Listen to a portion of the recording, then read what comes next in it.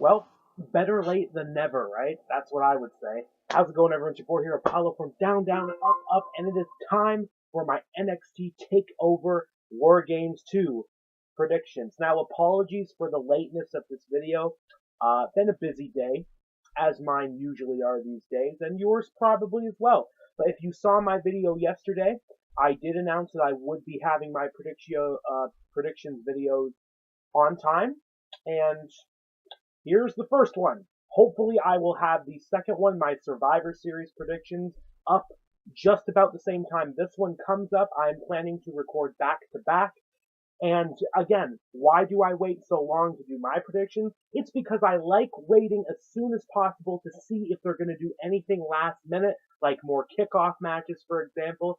But it appears that no, I have not heard any additional matches for NXT TakeOver or Survivor Series, which is a bit of a surprise because I know they're doing a 2-hour kickoff show, and I know the kickoff match currently is planning to be the Raw versus SmackDown tag team 5-on-5, so 5 teams versus 5 teams, 5 from Raw, 5 from SmackDown. I'm not sure if they plan to stretch that out. They probably could, but I don't know. I'm really not sure. I would have thought another one would have been announced. I'm thankful, though, that apparently the Cruiserweight Championship match is not on the kickoff show, so that is a huge plus altogether.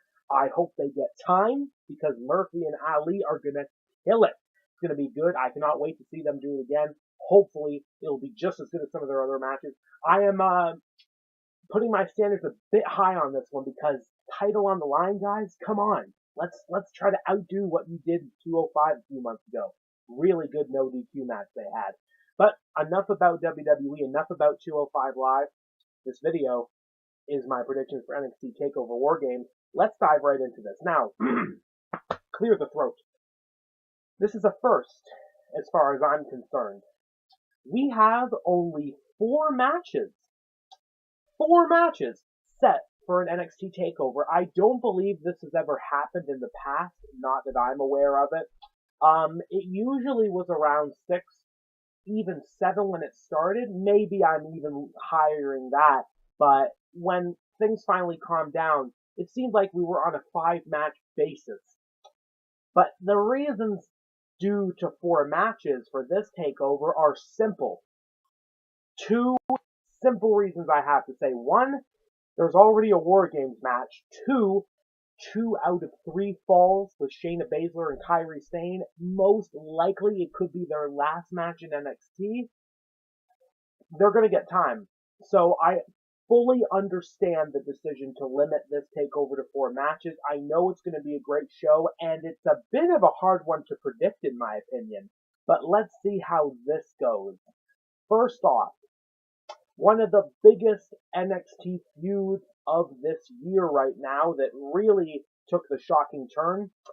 Johnny Gargano versus Alistair Black. Now, what happened exactly? It was supposed to be a triple threat match for the NXT title at TakeOver in the summer. It wasn't. Alistair Black was attacked. Oh no, I'm shocked. Do we get to find out who? Well, after a bit of time, we finally did. It wasn't Champa. It wasn't the Velveteen Dream. It wasn't even Lars Sullivan. It was Johnny Gargano. This year has really felt like the top baby faces turning heel. Ambrose, Gargano, and most recently Daniel Bryan. I might as well call it a heel turn. New WWE Champion Daniel Bryan. I still love that. But Johnny. Why Johnny? Well, it seems like Johnny did it because he's desperate to get his moment. And what in his head right now is his moment? To beat Champa for the NXT title. Wow. Okay then. You had your chance. You didn't do it. He did not win the last man standing match at TakeOver Brooklyn 4. So it's time to put up or shut up against the returning Alistair Black. He is so eager to get his hands on Johnny. And I'm really surprised that this match is just, as far as I know, a regular one-on-one match. No stipulation that I'm aware of. No DQ, nothing like that. It's just a regular one-on-one. So, who is going to get the better of this?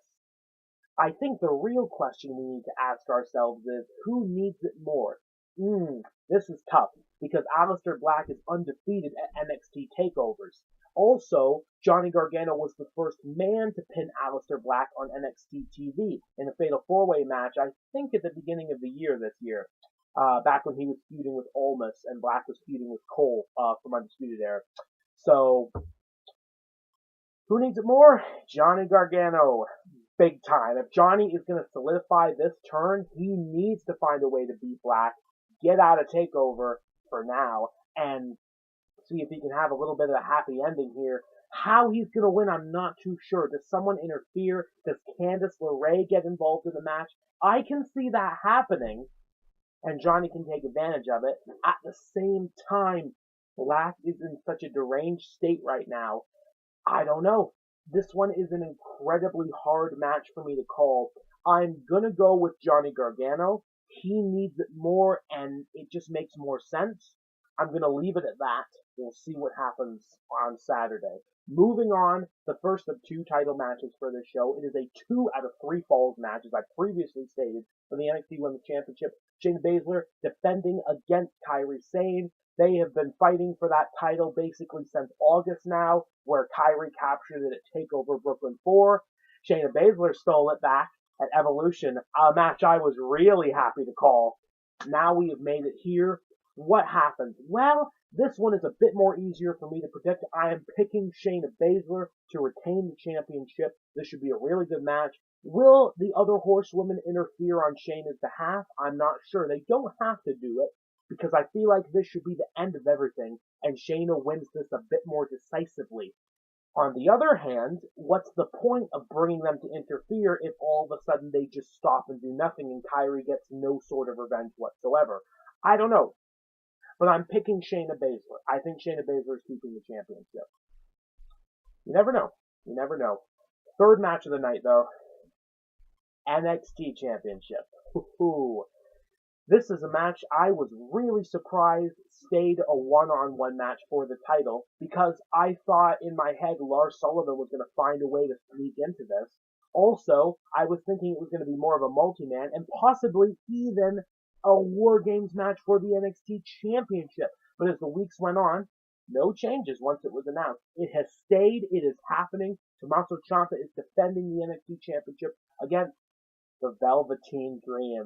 Dream, after a year now, starting his TakeOver career. Last year, one of the greatest matches of the year, one of the best NXT feuds of the year, even though it was so short.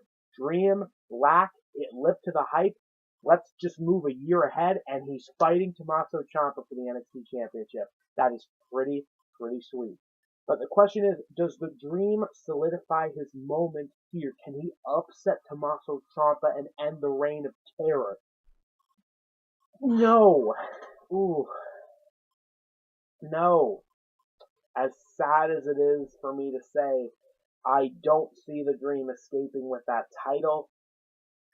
And Ciampa is only getting started as far as I'm concerned right now.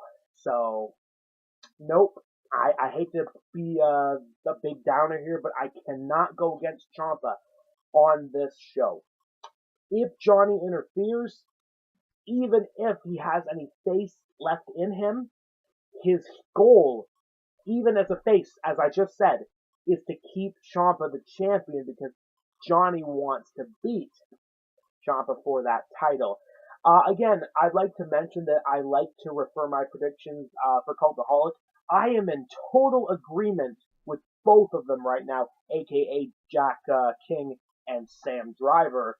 Their predictions, spot on with mine so far. I see the exact same things happening.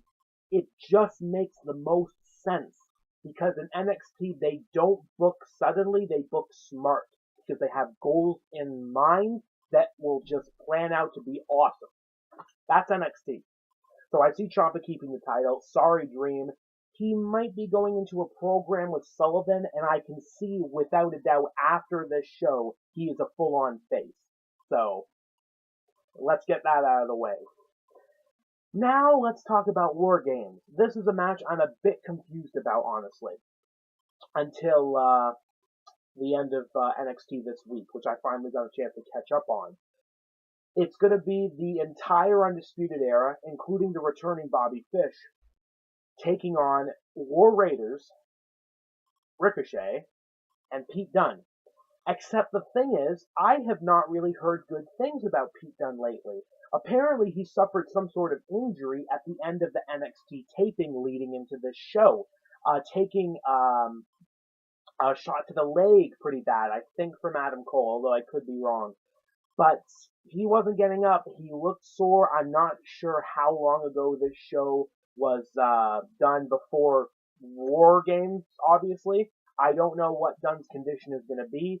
Nevertheless, my pick for this match, Undisputed Era losing is not a good idea when it comes to Dunne, Ricochet, and War Raiders because they just can't get along. But on the other hand, we have to think of a different way here. What does Undisputed Era winning this match mean? They've already made the big league, and they won the match last year when it was 3-on-3-on-3 triple threat tag team. Although they are the more known team in this match, and they do have the advantage with their man coming out first, thanks to Kyle O'Reilly pinning Hanson this week. That was a bit of a shock. Let's think WWE terms. It's called War Games. There's a team called War Raiders. They're not the champions right now, and moving on, they're most likely going to take those titles from Undisputed Era. So even though Ricochet and Dunne have had their differences, I am actually going to go for Team Face in this match. That's right, I'm picking Ricochet, Dunne if he shows up, and War Raiders. I don't see them losing this match having much less implications than Undisputed Era losing. I think Undisputed Era losing, it doesn't mean much for them. They're still in the big league right now, and it just keeps things going along as far as I'm concerned. Sure, it can be another good defining moment for Undisputed Era. They're loved. But at the same time, right now, War Raiders are honestly the most important thing in the tag division when it comes to that show because they need to be pushed up. Because let's just keep on this topic. They have not competed at a TakeOver yet. They were pushed aside last TakeOver for just another tag team match between British Strong Style, aka Mustache Mountain, aka Tyler Bate and Trent Seven, versus Kyle O'Reilly and Roderick Strong. The Raiders need this. I am putting my faith in them to win this match. Enough said. Enough said. And thank you all once again for tuning in. I love doing predictions on this channel as I think we have just passed this month my 3-year, I think it'll be my 2-year anniversary on YouTube because unlike WWE, I know what anniversaries mean. But I've been on YouTube for 3 years now. It's been fun. I love doing predictions, reactions. I know I don't usually do gameplay anymore. We'll see if anything like that ever comes back. But right now, it's just all about the fun stuff. What's the fun stuff for me? Predictions, results. Love this stuff. I cannot wait for TakeOver War Games. It's going to steal the show. Thank you all so much for watching. Like, share, subscribe. Let me know what you all think is going to happen this Saturday. Don't forget to tune in to my Survivor Series predictions video. Hopefully, like I said, it's going to be on the channel just maybe a minute or two after this video comes out. When you've watched it, you've enjoyed it. See you in another video. Looking forward to TakeOver War Games. Who's going to win? We'll find out. Keep it real.